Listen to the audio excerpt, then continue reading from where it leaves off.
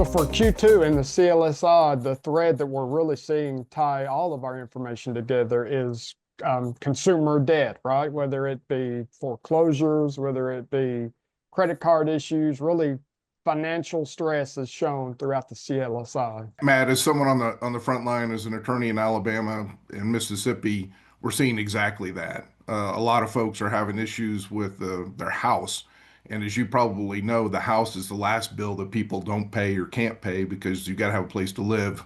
You can always cut back a little bit on your food. You can always cut back a little bit on your utilities.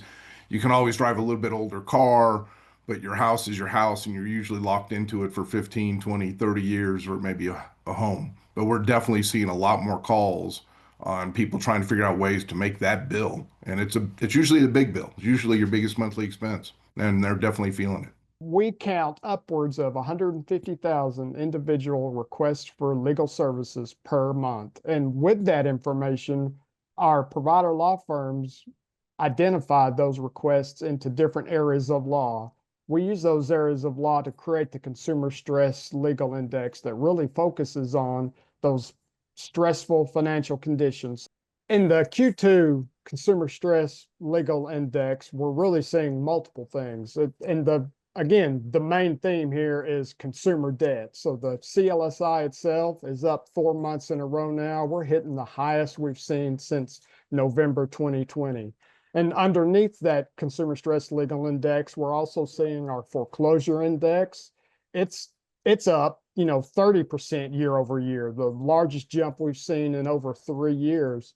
Also, just consumer finance issues overall, our consumer finance index, it's also up 9% quarter over quarter. And that reflects things like, defaulted payments, billing disputes, loan modifications. I can't make my payment. Are there any ways I can change this payment? So really just all of the issues surrounding those kitchen table consumer debt issues are really what we're seeing increase here in Q2.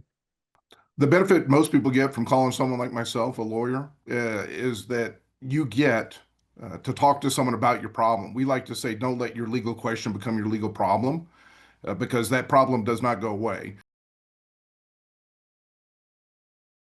We're extremely interested in the upcoming reports on both, consumer debt and foreclosures, because at least in our data, we don't see the situation improving any. We're continuing to get a larger influx of calls about these consumer finance related issues. And unfortunately, we believe the debt reports and the foreclosure reports coming up are going to show continued increases in that consumer stress.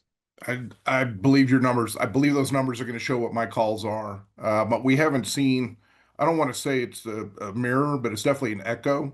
The last time that our numbers were, these calls that we're taking were post COVID or mid COVID, I suppose would be the thing. I think your numbers show it's November 2020. Mhm. I wouldn't pick that exact month, but it is definitely in there because in COVID, nobody knew what was coming. There were a lot of government programs with some money, but it hadn't really started coming out yet. And the calls we're getting now are the same calls as back then without that hope of the government check coming in or some other monetary relief.